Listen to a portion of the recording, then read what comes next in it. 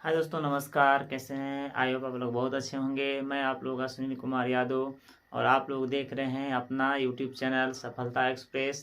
तो दोस्तों, आज हम इस वीडियो में जानने वाले हैं सबसे इम्पोर्टेंट टॉपिक जो आज है, एड्स किस प्रकार फैलता है और एड्स कैसी बीमारी है और एड्स किस वायरस या किस विषाणु की वजह से फैलता है, इसके उपचार क्या क्या हो सकते हैं या इसके लक्षण क्या क्या हो सकते हैं। इन सारी बातों के बारे में इस वीडियो में हम लोग विस्तार से जानेंगे।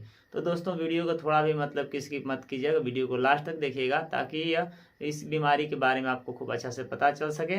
और अगर यदि आसपास या कहीं भी अगर यदि बीमारी देखने को मिलती है तो उसका हम उसको उपचार के बारे में बता सकते हैं या उसके बारे में हम जानेंगे तो बहुत से इसकी इलाज भी करवा सकते हैं। ये भी बताएंगे साथ साथ कि इसका इलाज किस के द्वारा किया जाता है और इसके इलाज को क्या कहा जाता है, इन सब के बारे में हम बताएंगे। और ये भी साथ में बताएंगे कि एड्स दिवस कब मनाया जाता है, इनके बारे में हम लोग विस्तार से जानेंगे। तो आइए दोस्तों, वीडियो को शुरू करते हैं और जानते हैं कि एड्स जो होता है किस प्रकार का होता है, कौन सा रोग होता है, किसके द्वारा। तो सबसे पहले दोस्तों, हम ये जानते हैं एड्स या HIV दोनों एक ही होता है, क्योंकि एड्स होता है वो HIV विषाणु के कारण फैलता है। तो इस चीज़ को हम लोग जानेंगे क्योंकि एड्स और HIV दोनों एक ही होता है और इन दोनों का कभी कभी पेपर में यह इसका फुल फॉर्म भी पूछा जाता है कि एड्स का फुल फॉर्म क्या होता है और HIV का फुल फॉर्म क्या होता है। तो यहाँ पर हम जानेंगे दोस्तों, थोड़ा भी टेंशन लेने की जरूरत नहीं है। देखिए, यहाँ पर HIV का फुल फॉर्म होता है ह्यूमन इम्यूनो डिफेंसिव वायरस होता है, ह्यूमन इम्यूनो डिफेंसिव वायरस होता है, जबकि एड्स का फुल फॉर्म होता है एक्वायर्ड इम्यूनो डिफेंसिव सिंड्रोम होता है। दोनों में ज़्यादा कोई फर्क नहीं है, बशर्ते बस आप ध्यान दीजिएगा, थोड़ा सा दो चार वर्ड का इधर उधर है, बाकी सेम ही है। इसमें आप देखिए डिफेंसिव इसमें लिखा गया जबकि इसमें डिफेंसिव पूरा लिखा गया है। ये वायरस यहाँ पर सिंड्रोम होता है, यहाँ ह्यूमन है इम्यूनो डिफेंसिव है, जबकि इक्वायर्ड ह्यूमन की जगह पे इक्वायर्ड है और इम्यूनो डिफेंसिव दोनों सेम ही होता है। वायरस की जगह पर सिंड्रोम है और सिंड्रोम की जगह पर वायरस है। तो ये चीज़ आप इसको थोड़ा ध्यान दीजिएगा। तो हम इसके बारे में जान गए कि HIV का फुल फॉर्म क्या होता है और एड्स का फुल फॉर्म क्या होता है। अब आगे हम बढ़ते हैं। सर्वप्रथम दोस्तों, जो सर्वप्रथम इस एड्स जो बीमारी होती है, सर्वप्रथम इसको खोजने वाला व्यक्ति कौन था? अटलांटा जॉर्जिया था। इसका नाम क्या था? अटलांटा जॉर्जिया ने कितने सन में? 1981 में इसने क्या किया था? इस बीमारी का पता लगाया था, यानी इसकी बीमारी में खोज किया गया था। तो खोज किया गया था तो पता चला कि 1981 में यह बीमारी एक बहुत ही मतलब विषैली और जटिल प्रक्रिया की बीमारी है, ठीक है ना। तो इसका नाम क्या था? अटलांटा जॉर्जिया ने इसको खोज किया था 1981 में। और कौन से विषाणु के द्वारा यह बीमारी फैलती है, उसके बाद पता चला कि इस बीमारी की क्योंकि जिस समय यह बीमारी खोजा गया था उस समय यह जीवाणु विषाणु के बारे में पता नहीं चल पाया था। उससे 2 साल 3 साल के बाद पता चला कि किसके द्वारा बीमारी फैलती है, जब लोगों में पूरा फैलने लगा। तो देखिए, विषाणु के द्वारा यह रोग फैलता है और उस विषाणु का खोज किया गया था 1983 में, यानी ठीक इसके 2 साल बाद इसके विषाणु का क्या किया गया था? खोज किया गया था। अब पूरे भारतवर्ष में जब खोज कर दिया गया था, पूरे भारतवर्ष में मतलब पूरे चारों तरफ से फैला दिया गया, पूरे चारों तरफ से इसकी प्रचार होने लगी, चारों तरफ से मतलब सब लोग जानने लगे। तो इसमें जानने वाले एड्स क्या बीमारी है, एड्स के द्वारा क्या क्या रोग हो जाते हैं, एड्स के कारण लोग मर जाते हैं, तो ये पूरे भारतवर्ष में फैलाया गया और भारतवर्ष में इसकी जानकारी दी गई 1986 में, यानी 1986 में, यानी 1986 में पूरे भारतवर्ष में इसकी जानकारी दी गई कि इस विषाणु के कारण एड्स की बीमारी फैलती है। आप देखिए, जो एड्स की बीमारी जो फैलती है वो रेट्रोवायरस यानी RNA HIV के कारण फैलती है। जो एड्स की बीमारी फैलती है वो किसके द्वारा फैलती है? कौन सी विषाणु है? रेट्रोवायरस, इसको RNA में फैलता है। रेट्रोवायरस, RNA रेट्रोवायरस के नाम से जानते हैं और HIV के द्वारा क्या होता है? फैलता है। तो यह वह विषाणु है जिसके द्वारा जब शरीर में प्रवेश कर जाता है तो शरीर में प्रत्येक भाग को क्या करता है? डैमेज करने लगता है। अंदर जाने के बाद कोशिकाओं को डैमेज करता है, धीरे धीरे कोशिका को नष्ट कर देता है, प्रक्रिया उसमें होने लगती है। तो यह एक प्रकार की बहुत खतरनाक बीमारी है। यह बीमारी से हमें हमेशा बचना चाहिए। तो इसके उपचार भी जानेंगे कि किस प्रकार हम बच सकते हैं। आइए आगे देखते हैं। अब यह देखेंगे इसके द्वारा फैलते हैं, ठीक है ना, किसके द्वारा यह रोग फैलते हैं उसके कारण के बारे में जानते हैं। सर्वप्रथम देखिए, जो फफूंदी होता है, फफूंदी आप लोग देखे होंगे, फफूंदी के द्वारा भी क्या होता है? रोग फैलता है, ठीक है ना। फफूंदी के द्वारा क्या होता है? रोग फैलता है। दूसरा जीवाणु है, विषाणु है और प्रोटोजोआ आदि के संक्रमण से फैलते हैं। और संक्रमण से क्या होते हैं, ये मतलब जीवित ही नहीं रहते हैं, ये लास्ट में क्या होते हैं, मर जाते हैं। क्योंकि वैसे व्यक्ति लास्ट में क्या होते हैं, इनकी कोई इलाज, संपूर्ण इलाज नहीं माना गया है और संपूर्ण इलाज भी नहीं है। तो इसीलिए एक दिन ऐसा समय आता है कि वैसे व्यक्तियों को क्या होता है, मरना होता है। जब वो व्यक्ति मरते हैं तो उनके साथ ही यह बीमारी जाती है। आगे हम देखते हैं दोस्तों रोग संचरण। इन रोग संचरण किस प्रकार होता है उसके बारे में हम लोग जानेंगे। तो आइए रोग संचरण के बारे में जानते हैं कि रोग संचरण किस प्रकार का होता है, उसके बारे में देखिए। ट्रांसमिशन ऑफ डाइजेस्ट होता है, यानी HIV से संक्रमित व्यक्तियों के साथ संभोग, ठीक है ना। अगर मान लीजिए कोई व्यक्ति HIV से ग्रसित है, यानी जिस कोई व्यक्ति है उसको HIV हो गया है, अब वैसे व्यक्तियों से हमें क्या क्या करना चाहिए, वैसे व्यक्तियों से दूर रहना चाहिए, वैसे व्यक्तियों से पास रहना चाहिए, वैसे व्यक्तियों से हमें खान पान या अपना जो लैंगिक जो मतलब की प्रक्रियाएं होती है, दैनिक जीवन की जो प्रक्रियाएं होती है, साथ बैठना, साथ चलना, ये प्रक्रियाएं क्या करनी चाहिए, बंद करनी चाहिए या उसके साथ कंटिन्यू रखनी चाहिए, इसके बारे में जानते हैं। तो अगर यदि मान लो किसी व्यक्ति को HIV की बीमारी हो गई है, तो वैसे व्यक्तियों से संक्रमित व्यक्तियों के साथ हम क्या करना, पहला काम संभोग नहीं करना है। दूसरी बात समलैंगिक संभोग भी नहीं करना है, उसके साथ ना रहना है, ना कोई शारीरिक संबंध करना है, उस प्रकार की प्रक्रियाएं नहीं करना है। संदूषित रक्त को उसके क्या करना है, उससे जो रक्त होता है आदान प्रदान नहीं करना चाहिए, क्योंकि जब वैसे व्यक्तियों से रक्त का हम आदान प्रदान करते हैं तो वह जो वायरस होता है वो रक्त के द्वारा हमारे शरीर में भी क्या होता है, प्रवेश कर जाता है। मादा के द्वारा साझा किया गया इंजेक्शन। अगर मान लीजिए कि अगर कोई मादा भाग को इस प्रकार की बीमारी, HIV बीमारी है, अगर उसमें कोई इंजेक्शन लगाया गया और वह इंजेक्शन, उसी इंजेक्शन को लाकर हम किसी दूसरे अच्छे वाले व्यक्ति में लगा देते हैं, तो वह बीमारी उसके इंजेक्शन के द्वारा वह बीमारी उस व्यक्ति में फैल जाएगी। तो इसीलिए जो भी मतलब की बीमारियां होती हैं, वह इंजेक्शन अगर उसको लगाया जाता है तो वह इंजेक्शन उसी को वहाँ पर क्या कर दिया जाता है, छोड़ दिया जाता है, क्योंकि वह इंजेक्शन अब फिर दूसरे व्यक्ति को हम नहीं लगा सकते हैं, क्योंकि उसके द्वारा बीमारी फैल सकती है। तो वैसे व्यक्तियों से हमें क्या करना है, दूर रहना है, और वैसे इन सब बातों क्या करना है, हमें ध्यान भी रखना है।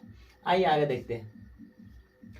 एड्स से अधिक खतरा होने वाले कौन से व्यक्ति हैं, जैसे मान लो किसी एड्स जो बीमारी है, सबसे ज्यादा किस व्यक्ति को खतरा उससे है, या सबसे ज्यादा किस व्यक्ति को उससे डर। देखिए ड्रग्स लेने वाले व्यक्ति, अगर यदि कोई व्यक्ति है ऐसा जिस मान लें कि हमेशा ड्रग्स लेता है, 24 घंटा ड्रग्स में ही रहता है, नशा में ही रहता है, वैसे व्यक्तियों को एड्स से सबसे ज्यादा खतरा रहता है। दूसरी बात, अनेक लोगों से लैंगिक संपर्क रखना। वैसे लोग होते हैं जो मतलब अपने से ज्यादा मतलब दूसरे लोगों से संपर्क में रहते हैं, उनके साथ उठना बैठना चलना सब सारी काम उनके साथ करते हैं, तो वैसे व्यक्तियों को भी एड्स के फैलने से क्या होता है, डर रहता है, उससे व्यक्तियों में एड्स की संभावना बनी रहती है हमेशा।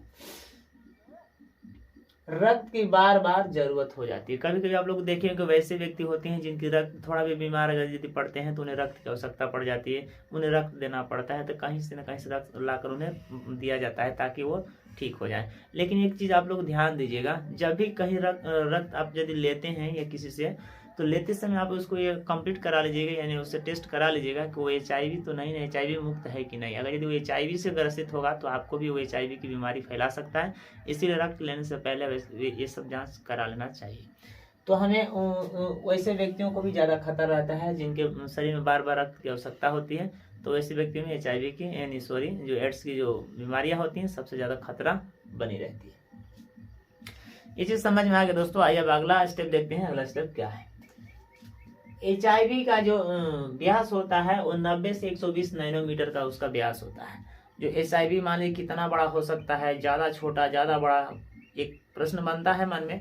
तो यह 90 से 120 नैनोमीटर के व्यास की दर की मतलब इनकी लंबाई या मोटाई जो भी होती है इसके व्यास के रूप में पाया जाता है, और यह गोलाकार एक विषाणु के रूप में होता है। इस प्रकार मतलब गोलाकार विषाणु के रूप में मतलब ये होता है, और इसका जो व्यास होता है 90 से 120 नैनोमीटर के आसपास होता है। अगला देखिए, यह RNA के 2 टुकड़ों में बढ़ जाता है। ये RNA के सबसे हमने बताया था ना कि RNA के मतलब कि रेट्रोवायरस जो होता है RNA वाले पार्ट्स को क्या करता है, डैमेज करते हैं। तो RNA के डबल पार्ट्स क्या करते हैं, 2 पार्ट्स में इसको विभक्त कर देते हैं और बांट देते हैं, ताकि उसमें हम क्या कर सकें, आसानी से इसमें प्रवेश कर सकें और उसकी कोशिकाओं को आराम से हम क्या कर सकें, नष्ट कर सकें।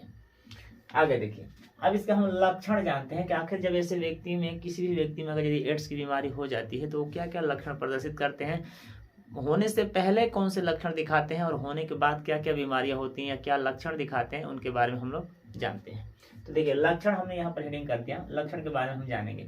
प्रथम जो लक्षण है, इसके लक्षण को देखने के लिए 10 साल का समय लग जाता है। यदि मान लीजिए किसी व्यक्ति में प्रवेश किया है एड्स की बीमारी, तो प्रथम यानी प्रवेश करने से पहले यानी जन्म से लेकर के और कुछ समय तक यानी 10 वर्ष तक की बीमारी इसको आने में समय लग जाता है। क्योंकि ऐसा नहीं कि आज बीमारी प्रवेश किया शरीर में और कल दिखाई दे दिया, इसके लक्षण कल दिखाई देने लगे, इस तरह की बातें नहीं होती है। क्योंकि ये धीरे धीरे क्या करता है, आरएनए और डीएनए में क्या करता है, समावेश करता है और धीरे धीरे हमारी कोशिकाओं को क्या करता है, नष्ट करता है, ताकि जब पूरे नष्ट कर देता है चारों तरफ से, तब इसके लक्षण हमें दिखाई देने लगते हैं। तो ऐसे करने में कम से कम 10 साल 8 साल के समय लग जाते हैं। यही कारण होता है कि इनकी जो बीमारी के जो लक्षण होते हैं जल्दी पता किसी को नहीं चल पाता है। दूसरा देखिए, जब ये बीमारी किसी व्यक्ति में लग जाती है तो उस समय क्या होता है, थकावट, शरीर में हमेशा थकावट रहना, ठीक है ना, कुछ भी काम करने का मन न करना, जहाँ रहे जहाँ दम सुस्ती जैसे बैठे रहिए, कुछ भी कीजिए आपका मन नहीं लगेगा।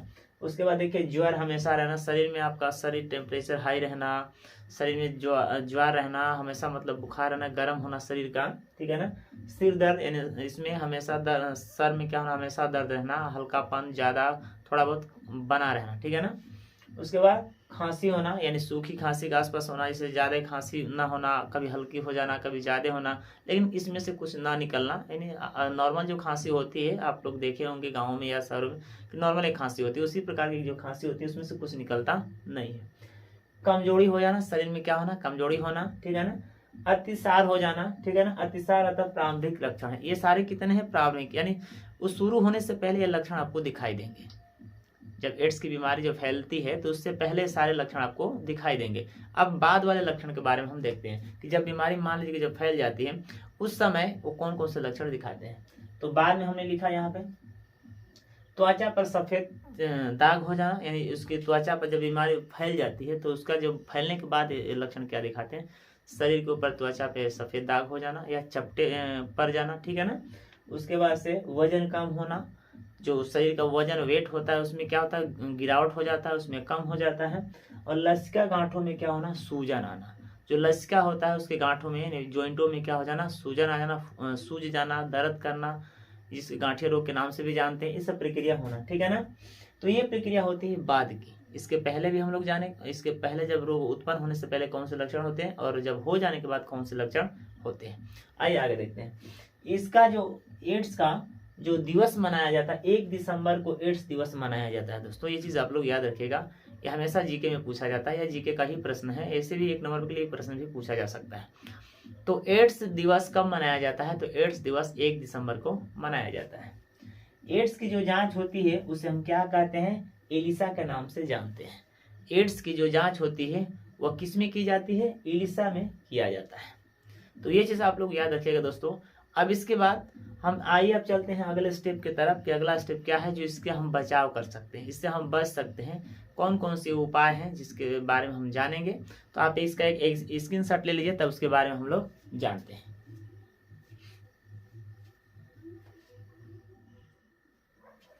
आइए दोस्तों अब देखते हैं कि HIV से हम बचाव किस प्रकार कर सकते हैं, उसके बारे में हम लोग जानेंगे। तो HIV से बचाव करना सबसे आसान है दोस्तों, ये बस थोड़ा सा इस पर ध्यान रखना है, तो इससे हम आराम से इस बीमारी से बच सकते हैं और ये बीमारी फैलने से भी हम रोक सकते हैं। तो आइए देखते हैं कि वो कौन कौन से उसके उपचार हैं जिसके द्वारा हम इस बीमारी को फैलने से रोक सकते हैं। HIV के बचाव, पहला जो बचाव है, एड्स से पीड़ित व्यक्तियों के रक्त, पसीने, आंसू, लार, बियर आदि में HIV उपस्थित रहता है। इन चीज को हमको ध्यान देना चाहिए दोस्तों। अगर यदि किसी के पास HIV बीमारी अगर यदि फैल गई है तो वह एड्स में क्या होता है, HIV उपस्थित रहता है, किस किस द्रव्य में रहता है इसके जानिए। व्यक्ति, अगर व्यक्ति के पास रक्त है उसमें उपस्थित होता है, उसके पसीने जो शरीर से निकलता है उसमें उपस्थित रहता है, आंसू, लार, बियर आदि में क्या रहता है, उपस्थित रहता है। तो इन चीजों से हमें क्या करना चाहिए, दूर रहना चाहिए। अगर यदि किसी व्यक्ति को एड्स हो गया है तो समझिएगा इसके जितने यहाँ पर मैंने यहाँ पर एग्जाम्पल दिए हैं उन सब में क्या होता है, HIV उपस्थित होता है। तो इन सबसे क्या रहना, हमें दूर रहना है। दूसरा बचाव देखिए, रक्त लेने से पहले ये सुनिश्चित कर लेना चाहिए कि वह लेने जो दे रहा है व्यक्ति रक्त वह HIV मुक्त है कि नहीं। अगर वह व्यक्ति HIV मुक्त नहीं होगा तो वैसे व्यक्तियों से रक्त कभी भी भूल करके भी नहीं लेना चाहिए, क्योंकि अगर यदि वैसे व्यक्तियों से आप रक्त लेते हैं तो वह बीमारी उसमें से अगर यदि HIV है तो वह बीमारी आप में भी क्या हो सकती है, आकर के फैल सकती है। इन चीज़ का ध्यान रखना है। नेक्स्ट जो बचाव है, इंजेक्शन की सुई जो होती है का प्रयोग एक बार ही करना चाहिए। अगर यदि मान लीजिए कोई व्यक्ति है, जिस प्रकार का कोई व्यक्ति है, हम नहीं जानते कि HIV उसका है या एड्स है कि नहीं, ये नहीं पता चलता है। तो जब भी कोई बीमार पड़ता है व्यक्ति, तो उसका जब इंजेक्शन लगता है तो एक इंजेक्शन से एक ही व्यक्ति को देना चाहिए और फिर दोबारा व्यक्ति में किसी प्रकार का यूज नहीं होना चाहिए। इस चीज़ का हमें क्या करना चाहिए, ध्यान रखना चाहिए। अगला बचाव जो है, संभोग करते समय हमेशा कंडोम का इस्तेमाल करना चाहिए ताकि हमें किसी भी प्रकार का बीमारी न हो पाए और इससे हम क्या HIV और एड्स से क्या कर सकते हैं, बच सकते हैं। अगला जो बचाव है, लैंगिक संबंध स्थापित करने में सावधानी बरतनी चाहिए। जब भी लैंगिक संबंधित आप करते हैं, संबंध बनाते हैं, उस समय आपको हर इन चीज़ों पर क्या करना चाहिए, ध्यान देना चाहिए और ध्यान रखते हुए इन सब बातों को उसके बाद अपने संबंध को आगे बढ़ाना चाहिए।